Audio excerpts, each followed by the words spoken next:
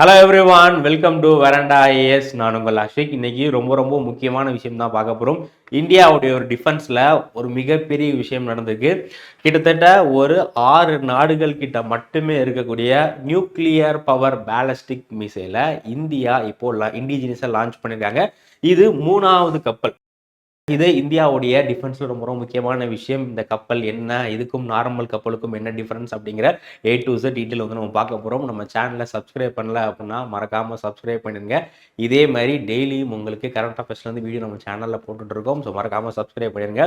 இப்போ என்ன நியூஸ் அப்படின்னா, நம்ம இந்தியாவுடைய நேவியில் INS அரிதமான் அப்படின்னு சொல்லக்கூடிய இந்த ஒரு நியூக்ளியர் பவர் சப்மரைனை சேர்த்துருக்காங்க.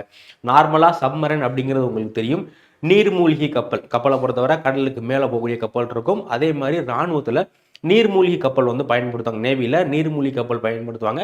ஸோ நீர்மூழ்கி கப்பல் வந்து எதிரி நாட்டுக்கு தெரியாது. இப்போ நார்மல் கப்பல்னா அது எங்கே வருது அப்படிங்கிறது ஈஸியாக கண்டுபிடிச்சிடலாம். பட் நீர்மூழ்கி கப்பல் அப்படிங்கிறது கடலுக்கு அடியில் இருக்கிறதுனால அது எங்கே இருக்கிறது, லொக்கேஷன் எங்கே அப்படிங்கிறது யாருக்குமே தெரியாது, கண்டுபிடிக்கிறது ரொம்ப கஷ்டம். அதே மாதிரி இந்த நீர்மூழ்கி கப்பல் என்ன பண்ணும் அப்படின்னா, எதிரிகளுடைய பெரிய பெரிய போர்க்கப்பல் இருக்கு இல்லையா, அது எல்லாத்தையுமே கடலுக்கு அடியிலிருந்து அட்டாக் பண்ற அளவு கெப்பாசிட்டி இருக்கு. அதுதான் நீர்மூழ்கி கப்பல். இந்த சாதா நீர்மூழ்கி கப்பலுக்கும் இந்த மாதிரி நியூக்ளியர் பவர் சப்மரைனுக்குமான டிஃபரன்ஸ் என்ன அப்படின்னா, சாதா நீர்மூழ்கி கப்பல் இருக்கு இல்லையா, அது ஒரு நாளைக்கோ இல்லை 2 நாளைக்கோ இல்லை ஒரு சில கப்பல் ஒரு வாரம் மேக்ஸிமம் அவ்வளோ டைம் மட்டும்தான் நீருக்குள்ள இருக்க முடியும். அதுக்கப்புறம் அது மேலே வந்து தான் ஆகணும். எதுக்காக அப்படின்னா, சாதா நீர்மூழ்கி கப்பல்ல எல்லாமே டீசல் இன்ஜின் தான் பயன்படுத்துவாங்க. கப்பல் ஓடுறதுக்கு டீசல் இன்ஜின் தான் பயன்படுத்துவாங்க. ஸோ அதனால அது டீசல் ஃபில் பண்ணுறதுக்கோ இல்லை அந்த ஃபியூவல் எரியறதுக்கு ஆக்சிஜன் தேவை. அந்த ஆக்சிஜனை கேப்சர் பண்ணுறதுக்கோ அந்த கப்பலுடைய நீர்மூழ்கி கப்பலுடைய கெப்பாசிட்டியை பொறுத்து ஒரு சில இது 2 நாள் வரை உள்ள இருக்கும். மறுபடியும் மேலே வந்து ஆக்சிஜன் எடுத்துட்டு மறுபடியும் உள்ளே போகும். இல்லை ஒரு சில இந்த அட்வான்ஸ்டு நீர்மூழ்கி கப்பல் எல்லாமே வந்து 1 வாரம் 2 வாரம் இருக்கும். அதுக்கு மேலே இந்த நார்மல் நீர்மூழ்கி கப்பல்னால இருக்க முடியாது. ஏன்னா அதுலேயே நான் ஒரு வாரத்திலேயே வந்து ஃபியூல் எல்லாமே காலியாக போயிடும். மறுபடியும் ஃபியூல் ரீஃபில் பண்ணுறதுக்கோ இல்லை ஆக்சிஜன் எடுக்கிறதுக்கோ வரணும். பட் இந்த கப்பலை பொறுத்தவரை இது என்ன அப்படின்னா, நியூக்ளியர் பவர். நியூக்ளியர் பவர்னா என்ன, நம்ம நியூக்ளியர் பவர் ஜென்ரேட் பண்ணுறோம்ல நிறைய இடங்கள்ல அணு உலைகள் வச்சு நியூக்ளியர் மெட்டீரியல் மூலியமா, யுரேனியம் இந்த மாதிரி நியூக்ளியர் இது மூலியமா நம்ம பவர் ஜென்ரேட் பண்ணுறோம் இல்லையா, அதே மாதிரியான ஒரு விஷயத்துல ரன் ஆகக்கூடியது என்னன்னா இந்த நியூக்ளியர் பவர் சப்மரைன் அப்படிங்கிறது. ஸோ இந்த சப்மரைனுக்குள்ள ஒரு நியூக்ளியர் ரியாக்டர், இந்த சப்மரைன்ல வந்து பார்த்தீங்கன்னா கிட்டத்தட்ட 83 மெகாவாட் பவர் உற்பத்தி பண்ணக்கூடிய நியூக்ளியர் ரியாக்டர் இருக்கும். அந்த நியூக்ளியர் ரியாக்டர் தான் என்ன பண்ணும் அப்படின்னா, அந்த கப்பல் ரன் ஆகிறதுக்கு தேவையான எல்லா எனர்ஜியும் அதுக்கு வந்து கொடுக்கும். இதுக்கு செப்பரேட்டாக நம்ம டீசலோ இல்லை பெட்ரோலோ போடணும்னு அவசியம் கிடையாது. இந்த மாதிரி கப்பல் வந்து கிட்டத்தட்ட 2 மாதம் 3 மாதம் வரை கடலுக்குள்ளே இருக்கும், மேலே வர. ஸோ அதனால எதிரி நாட்டுக்கு ஈஸியாக அந்த கப்பலை கண்டுபிடிக்க முடியாது. ஓகேங்களா? ஸோ அதனால இந்தியாவுடைய 3வது கப்பலாக இப்போ நேவியில் சேர்த்துருக்காங்க. அதுக்கு பேர் என்ன, INS அரிதமான். இதுதான் வந்து INS அரிதமான் அப்படிங்கிற இந்த ஒரு நீர்மூழ்கி கப்பல். இதை பொறுத்தவரை 2 அட்வான்ஸ் விஷயம். ஒன்று என்ன அப்படின்னா, இதில் எனர்ஜி நியூக்ளியர் எனர்ஜியை பேஸ் பண்ணி ப்ரொடியூஸ் பண்ணுறாங்க. அது மட்டும் இல்லாமல் இது கண்டம் விட்டும் கண்டம் தாயக்கூடிய கிட்டத்தட்ட 3500 கிலோமீட்டர் வரை போகக்கூடிய ஏவுகணை இந்த கப்பலில் இருக்கும். இந்த கப்பலில் 3500 கிலோமீட்டர் வரை போகக்கூடிய ஏவுகணை வந்து இதில் வச்சுருப்பாங்க. ஸோ அதனால் இது என்ன பண்ணிக்கலாம், எதிரி நாட்டை அட்டாக் பண்ணுறதுக்கு நம்ம யூஸ் பண்ணிக்கலாம்.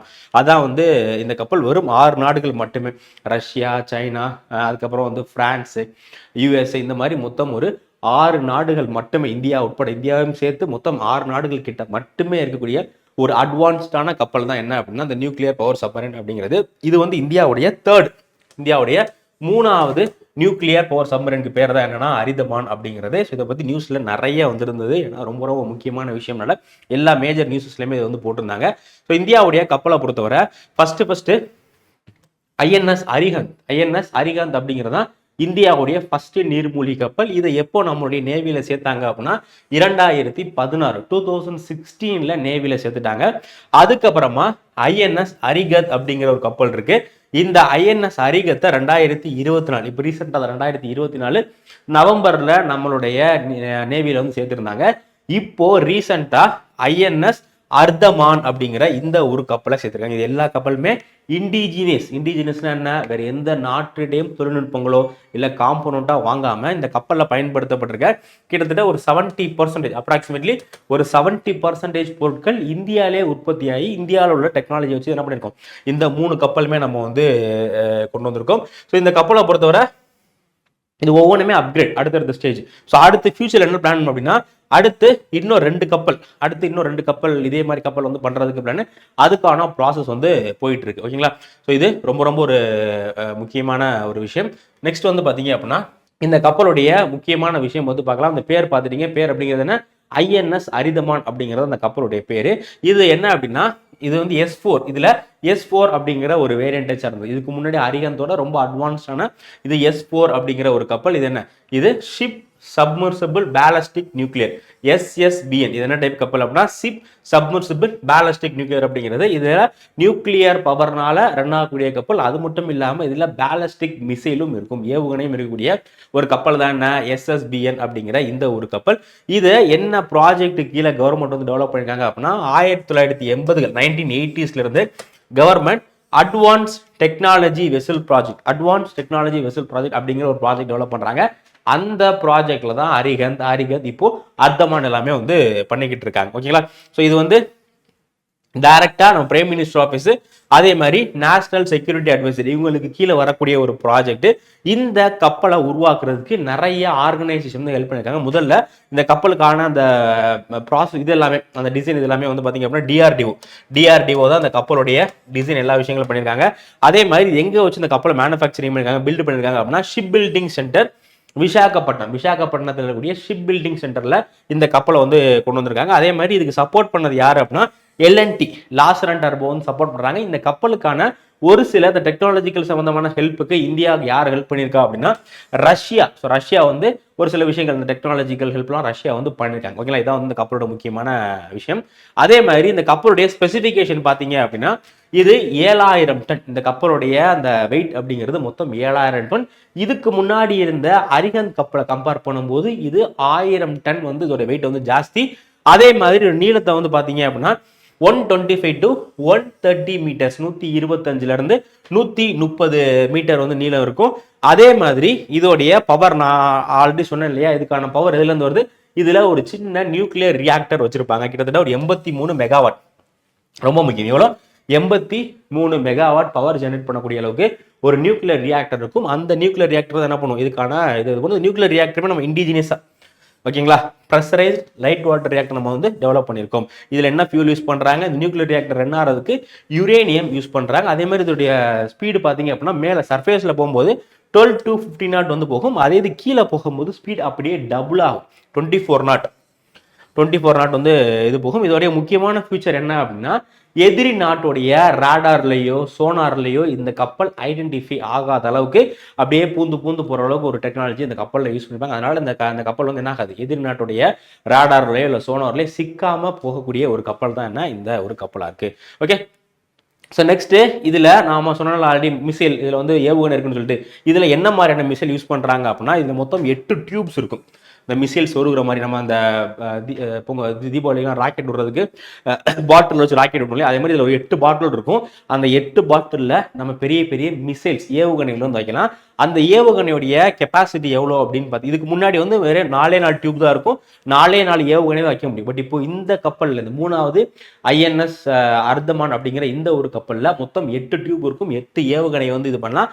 அந்த ஏவுகணையை பொறுத்தவரை இதில் மெயினாக K4 SLBM அப்படிங்கிற இந்த ஒரு ஏவுகணை. ஸோ இந்த ஏவுகணை வந்து பார்த்தீங்க அப்படின்னா 3500 கிலோமீட்டர் போகக்கூடிய K4 அப்படிங்கிறதான் இதோடைய ஒரு முக்கியமான இது. ஓகேங்களா, அடுத்து வர்றதுல தான் வந்து K5 யூஸ் பண்றாங்க. அந்த K5 அப்படிங்கிற இந்த ஒரு மிசைல் இருந்துச்சு அப்படின்னா நம்ம 5000 கிலோமீட்டருக்குள்ள இருக்கக்கூடிய டார்கெட் வரை நம்ம அட்டாக் பண்ணலாம். இதுல வந்து K4 தான் இருக்கு.